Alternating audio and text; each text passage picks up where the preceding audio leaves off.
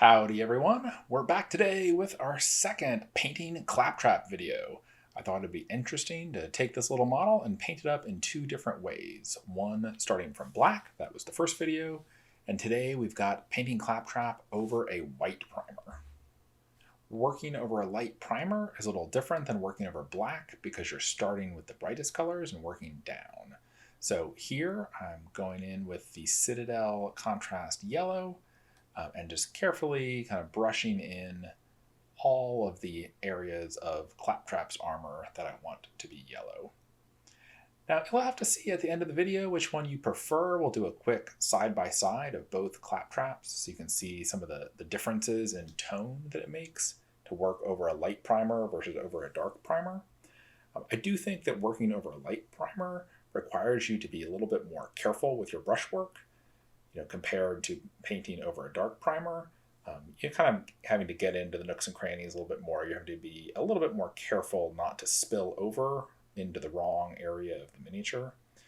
With a black primer, if you get a little bit of paint onto the black, it's less likely to show. It's just less likely to be noticeable. And you can see here, just having to be a little bit more careful with a little bit smaller brush than we would have had to over the black primer. Next up, we've got some Pro Acryl White Gold, or you could use any sort of bright to medium metallic of your choice, and we're going to go in and paint all of the metal areas with the bright silver.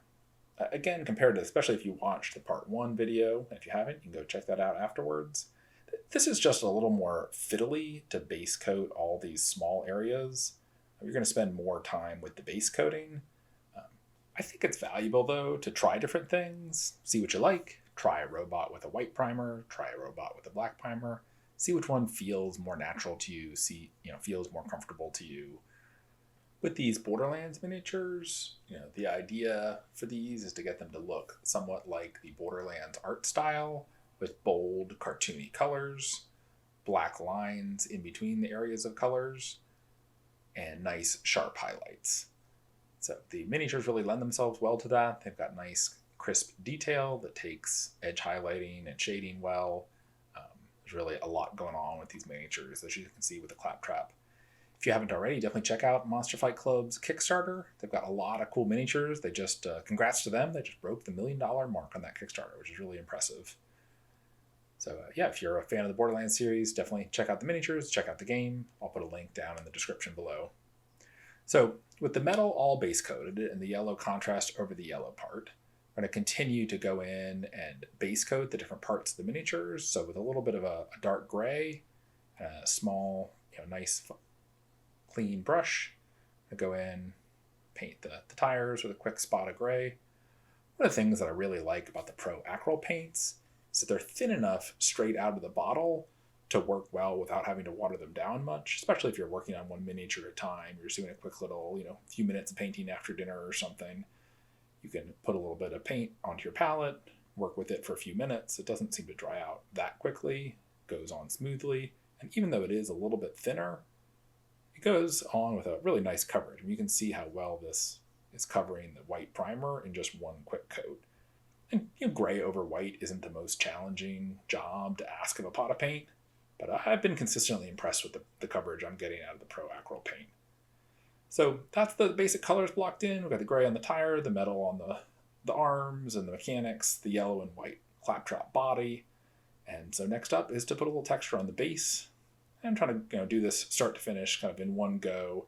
So like in the first step, we'll apply this with a bamboo skewer, get a little texture on the base, and that can then sit there and be drying while we go back in and do the rest of the miniature. When you're working on one miniature at a time, you sometimes do need to take a little break and let a coat of paint dry, or especially if it's a watery wash or something like that. But that's largely not true if you're working with larger batches of miniatures. If you were doing 10 miniatures at a time, by the time you're finished washing the 10th miniature, your first one's probably ready to go. Especially since washes take a little longer to dry in the recesses. You can sometimes go in and put some highlights on even before your wash is fully dry. The cleanup, I just kind of dipped my finger off screen there in my paint pot. You can just wet it down. The Vallejo earth textures are kind of a of gluey, sticky, putty texture, but they clean up easily with water. So next step is to go in and all over the miniature apply a thin layer of Nuln Oil gloss. This is going to throw some black lines into the recesses, which is what we're looking for the Borderlands style, a nice thick black lining. Specifically, the gloss version of Nuln Oil really runs into the cracks more than the non-gloss version does and discolors the rest of the miniature less. It's still going to darken the yellow and the white a little bit, and that's a good thing. We actually want that. We're going to go in with a highlight layer later, and darkening the yellow a little bit right now is a good thing. So put the Nuln Oil wash all over from antenna to tires, and once that's dry, we're to come in with a white highlight layer, put a little spot of white on his lens there, and then we're going to come in and do an edge highlight of a bright white edge highlight on all of his armor plates. You'll notice if you watched part 1 that the bright silver over white and then followed by Nuln Oil has resulted in a brighter, more black-lined metal bits. And there's no right or wrong way to do it. This is all personal preference. It's what looks good to you. It's what you feel comfortable painting. Some techniques are faster, but more technically difficult, kind of fiddlier. Some techniques are more forgiving and easier. With the Borderlands miniatures, I'm trying to largely avoid dry brushing because I think that the rough dry brush texture that you can get from a quick dry brush doesn't quite match the Borderlands art style that I'm going for. With this Claptrap, I'm also, after doing the initial colors, going to put on a little bit more rust effects. We're going to do that with the Vallejo Dark Rust Wash. This is a very thin but saturated paint. Don't worry too much if you don't have a pot of this at home. Any thin reddish brownish paint would do. Something like one of the Citadel's shades, like sepia, would be fine. You could take a paint that's about this color and water it down some to get the same effect. But since I've got the Vallejo Rust Wash sitting at the painting table, that works well. It's part of the Vallejo's Mecha line of paints, which I've dipped my toes into that a little bit, and there's some cool stuff in there. With the rust, you're looking for natural effects. It's almost good to be a little random. You'll notice I'm turning the miniature this way and that, just kind of putting a little here, a little there. So there's no right or wrong way to do it. You could make him a total rust bucket, totally covered in rust. You could put a couple small spots. Just, have fun with it. Real quick, next step, we're going to take some of the Citadel Contrast Aethermatic Blue, put a quick wash of that on the lens. I think the Aethermatic Blue, it's hard to say, but it might be my Desert Island contrast paint. I really like the kind of glow that the Aethermatic Blue gives to different things. I've used it on lots of different projects over the years. I'm going to put a quick little dot of white in the middle, just to lighten up the middle. You don't have to wait for the contrast to dry. All right, next, in the rusting of Claptrap, we're going to grab a little bit lighter, kind of an umber orange. This is again from the Pro Acryl line. Now this time, you do want to pay attention to where you put your dark red rust spots in the previous step. And what I'm doing is kind of going over and adding a little bit of this lighter orangey umber color to all the areas that had the rust wash applied earlier. Unlike your normal shade highlight techniques, when applying rust, it's okay to be a little sloppy with it. It's a natural effect. You don't have to highlight and shade it perfectly. You're if more than anything else, just kind of getting that irregular texture that rust has. And to finish it off, we're going to grab some bright orange. This is like Blaze Hunter Orange, and just kind of dabbing some teeny tiny little dots of this along the edges of the rusty metal areas. Again, to give the impression that it has that sort of textured, corroded surface. Even though the actual areas of the miniature are smooth, we can achieve a kind of a textured effect by doing a little dot, dot, dot texture with the paintbrush.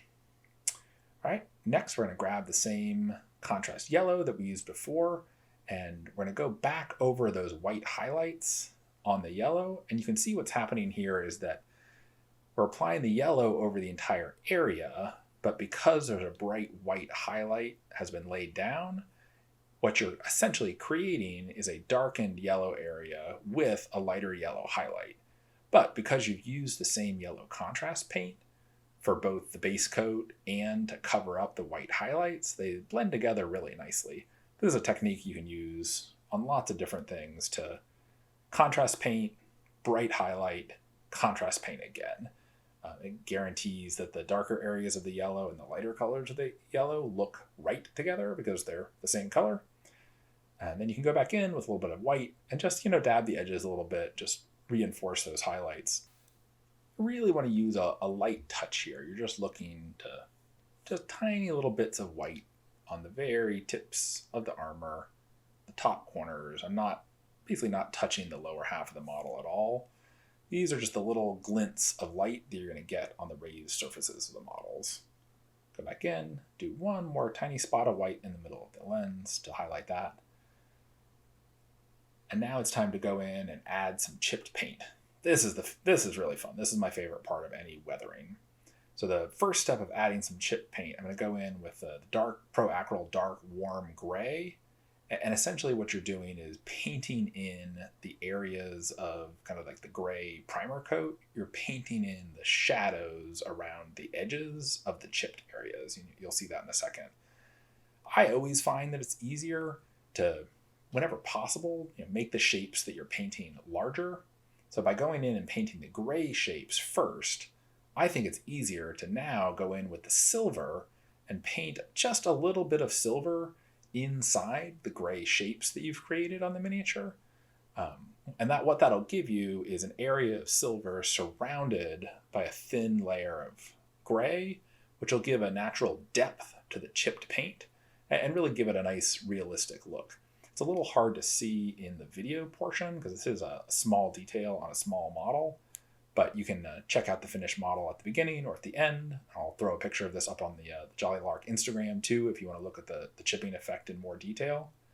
But it's a effect that doesn't take very long to do, and putting down those gray shapes first. It's a technique that has a lot of bang for the buck. It really looks good in person and gives a lot more depth to the chipped metal body than if you had used a metal paint alone. While you've got a little bit of silver on your brush, you can also take this as an opportunity to put a little slight highlight on some of the metal areas. Just brighten those up just a little bit. You can add, having the gray and the silver on the palette means you can add some additional spots of chip paint if you want. And you can do this as much or as little as you want. It's a fun step. It adds a lot of character to the model. So with that, it's time to move on to the bases. We're going to speed through the basing real quick. They're going to do a really simple basing job with this. It's just two colors. There's a Pro Acryl Umber and the Pro Acryl Ivy, but flavor to taste with whatever color browns you want. Taking a basic kind of mid-brown and lighting it up with ivory is a tried and true basing technique. We'll get into some more detailed Borderlands basings in future videos, but for this one I'm going to do it's such a small model, I kind of want to keep the focus on him. Save some bigger basing techniques for the bigger models. I think in general, the bigger the model, the bigger the base, the more you can do with it. Small models can get a little overwhelmed by big stuff on their bases. I really appreciate all the traffic that's been coming in from the Borderlands Kickstarter. If there's anything else you want to see, anything you're curious about, hit me up in the comments. I'm happy to respond to any questions down there. The more subscribers the channel has, the more views the videos get, the more videos we can do. So hit that subscribe button while you're watching this sped up basing here, and we'll keep these Borderlands videos coming. And we're going to finish this up. We'll paint the edge of the base with a little bit of brown, hit the texture with a little bit of ivory, real simple dry brush base. Clean up the edge of the base with the same dark umber we used as the initial dry brush. And I'm looking at this and thinking, I think I could just use a little something else. It's looking a little bit drab. So for this base, whereas before I used a kind of a paler, kind of straw colored tufts, I think I'm going to grab some green tufts. These are also from Tajima 1, my preferred sticky basing tufts. They really stick well. You hardly even have to press them on at all. Once they come up off the waxed paper there, they're really easy to get onto the base. The grass tufts just add a little texture, help fill up some of the empty areas of the base, which isn't an issue on some of the larger models. But Claptrap's got room to spare. All right, as a final step, let's have this Claptrap see some action on the battlefield with just a little bit of the carnage that we all know and love in the Borderlands series. So for this, we're just going to grab a dark red. You don't want a bright primary red, something that's a little bit darker than that.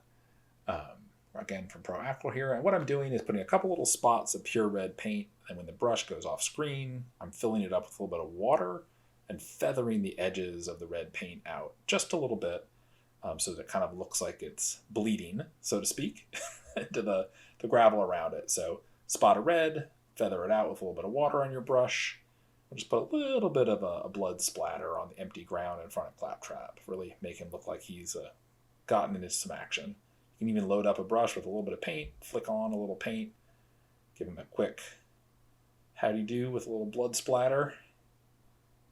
Don't want to go too heavy on it, but just a little bit. Got a little bit on his right arm there. Just kind of wipe that off. Don't be afraid to use your fingers when you're painting. They're useful tools for removing paint. Yeah, I think that looks cool. I think the red contrasts nicely with the yellow and the blue and the green. Kind of brings it together. And there we go. There's our two Claptraps side by side. The one from today's video is on the right that was done over the light undercoat. The one on the left is from part 1 that was done over a black undercoat. You can kind of see that the one on the right from this video is just a little bit brighter, lighter overall. But this is really seasoned to taste. You know, try them both out, try both techniques out, see which one you prefer. Something you'll hear me say over and over in these videos is there's no wrong or right way to do it. It's what is fun for you to do. It's what feels comfortable for you to do. Thanks again for joining me here on today's Jolly Lark. We've got more Borderlands miniatures from the Monster Fight Club Borderlands Kickstarter on the painting desk. We'll have more of those coming out soon. So hit that subscribe button. Make sure you don't miss out on any of our upcoming painting videos, including lots more cool Borderlands miniatures.